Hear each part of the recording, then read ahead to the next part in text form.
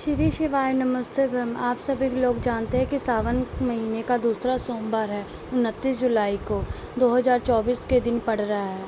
दोस्तों, सावन के महीने का हर एक सोमवार बहुत ही बड़ा और विशेष महत्व होता है। तो इसलिए दोस्तों, सावन महीने के दूसरे सोमवार की यानी कि 29 जुलाई को 2024 के दिन आप लोगों को 5 दीपक वाला उपाय करना चाहिए। क्योंकि दोस्तों, सावन महीने के दूसरे सोमवार जब आप अपना 5 दीपक वाला उपाय करोगे तो आपके जीवन में ऐसी कोई दुख और कोई नहीं रहेगी और इस उपाय को करने से दुख दूर हो जाएंगे। दोस्तों, ये 5 दीपक वाला उपाय बहुत सारे लोग कर चुके हैं, पर दोस्तों अभी इस समय ये वाला उपाय लोग भूल चुके होंगे। इसकी वजह से दोस्तों कई सारे लोगों ने कई उपायों को करना बंद कर दिया है। पर आप लोग इस उपायों का फल जानते हैं कि इस उपाय को करने से बाद में हमेशा हमें फल मिलता है, उनकी हम भी कल्पना भी नहीं कर पाते हैं।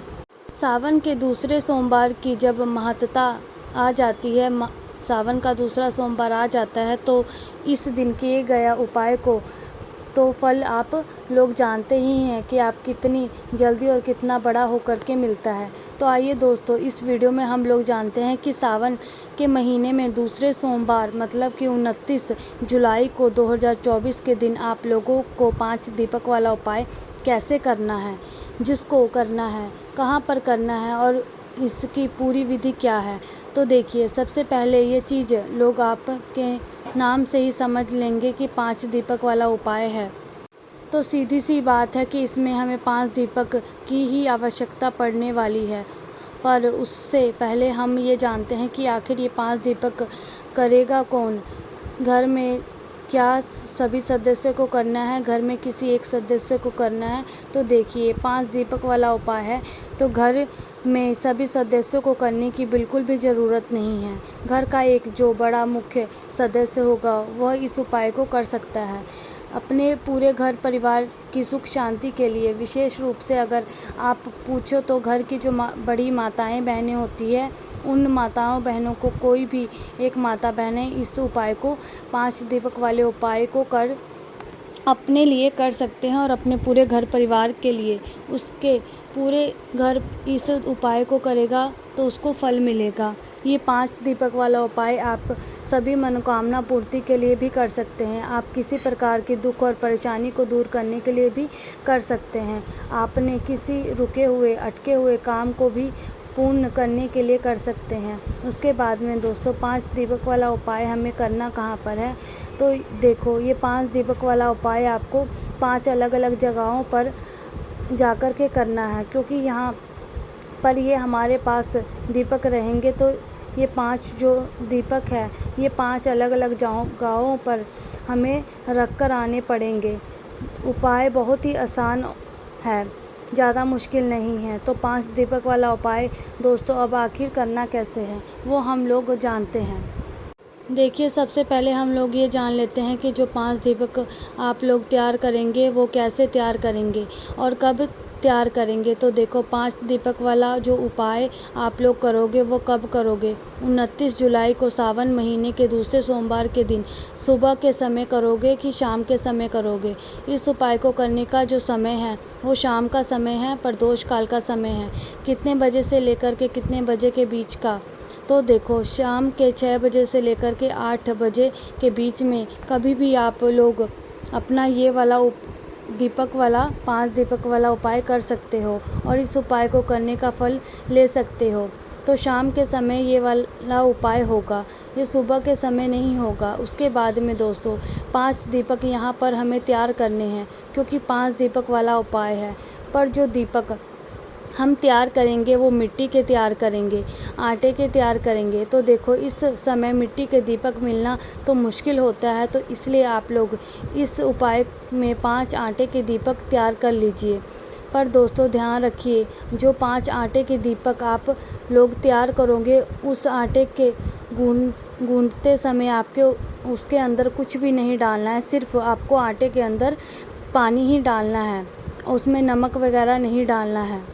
और पानी डाल करके आपको आटा गूंद लेना है और उससे आपको 5 दीपक तैयार कर लेने हैं, मीडियम साइज के तैयार कर लेने हैं। ना बड़ा हो ना छोटा हो, मीडियम साइज़ के तैयार कर लेना। वो आपकी कुछ तक 5 आटे के दीपक तैयार करने के बाद दोस्तों अब वो अगली जो सामग्री आती है वो है इसके अंदर गोल बत्ती। अब देखो, जो इसके अंदर बत्ती रखी जाएगी वो यहाँ पर गोल बत्ती रखी जाएगी, लंबी बत्ती नहीं रखी जाएगी। इस बात का आप ध्यान रखना। जो गोल बत्ती अपने हाथों से बनाई हुई है, जो गोल बत्ती वो विशेष रूप से रखोगे तो ज़्यादा बेहतर होगा, वरना बाज़ार वाली भी रख सकते हो, पर अपने हाथों से बनाई गई गोल बत्ती रखने से ज़्यादा बेहतर रहेगा। गोल बत्ती रखने के बाद दोस्तों इसके अंदर में आपको जो चीज़ डालनी है वो शुद्ध देसी गाय का घी डालना है। देखो, शुद्ध देसी गाय का घी हम आपसे हमेशा बोलते हैं, आपके घर में हमेशा होना चाहिए। सावन का महीना चल रहा है, वैसे भी दोस्तों शुद्ध देसी गाय का घी हमेशा हमें काम आता ही रहता है, और सावन का दूसरा सोमवार है, वैसे ही आप लोगों को काम आना है। इसलिए हमेशा अपने घर में थोड़ा सा शुद्ध देसी गाय का घी पूजन के लिए कार्यों में ज़रूर रखना चाहिए। तो इन दीपकों के अंदर आपको थोड़ा सा शुद्ध देसी गाय का घी रख लेना है। आपने 5 दीपक तैयार कर लिया, और 5 दीपक जब अपने तैयार हो जाते हैं तो इसके बाद में आपको क्या चीज़ का ध्यान रखना है वो सबसे पहले आप सुन लीजिए। उपाय को करते समय शुद्धता का विशेष रूप से ध्यान रखना है। देखो, आप सुबह के समय स्नान कर लोगे, सावन के महीने में दूसरे दिन शाम को समय करना है कि नहीं करना है। उपाय को करने से पहले देखो, शाम के समय आपको स्नान करने की ज़रूरत नहीं है। यहाँ पर अगर आप आप पहले स्नान कर चुके हैं, नहा चुके हैं तो ठीक है, स्नान करने ये वाला उपाय कर सकते हैं। और अगर नहीं तो शाम के समय आप हाथ मुंह धो करके अपने ऊपर जल छिड़क करके ये वाला उपाय कर सकते हैं। इसमें कोई दिक्कत वाली बात नहीं है। शाम के होने से पहले कुछ समय पहले आप लोग अपने उपाय को करने की तैयारी शुरू कर दीजिए। जो दीपक आप बनाएंगे ये शाम के समय कुछ समय पहले ही जो है बनाना आप शुरू करोगे, और उपाय के समय तक बना लेंगे। 5 दीपक जैसे ही आपके तैयार हो जाते हैं तो तैयार करने के बाद इन 5 दीपकों को अपनी कोई भी एक पूजन वाली थाली या प्लेट में आपको सजाकर तैयार कर लेना है। और सजाने के बाद दोस्तों इन 5 दीपकों आपको कोशिश करना कि ढककर आप लोग लेकर के जाएं, ऐसे खुले में लेकर के नहीं जाना है, ध्यान रखना। जो दीपक घर से जलाकर नहीं लेकर के जाना है वहीं पर जाकर आपको जलाना है जहां पर हम रखने वाले हैं ना। उसके बाद में अपने हाथों में अपनी ही एक माचिस लेकर के जाना, भूल कर भी किसी और से माचिस नहीं मांगना। इन दीपकों को जलाने के लिए उपाय का फल उन व्यक्तियों को भी मिल जाएगा जिनसे आपने माचिस ली है। अपने घर से 5 दीपकों को तैयार करके आप शाम के समय प्रदोष काल में बढ़िया मन से भाव से निकलिए और अपने साथ में अपनी माचिस रखकर निकलिए। ठीक है, इसी के साथ में दोस्तों अगर आप लोग चाहे तो दीपक हम जला जहाँ पर भी रखने वाले हैं वहाँ पर पहले रखने के लिए अगर आप लोग चाहे तो कुछ चावल के दाने या फूल की पंखुड़ियाँ लेकर के जा सकते हैं, क्योंकि कहा जाता है जो दीपक होते हैं वो सीधा ज़मीन पर नहीं रखते।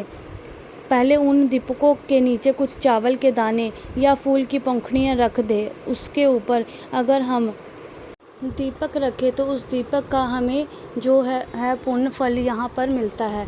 ये आपके ऊपर है कि आप थोड़े से चावल के दाने रखना चाहे तो रख सकते हैं, संध्या फूल की पंखुड़ियाँ रखना चाहें तो वो भी रख सकते हैं।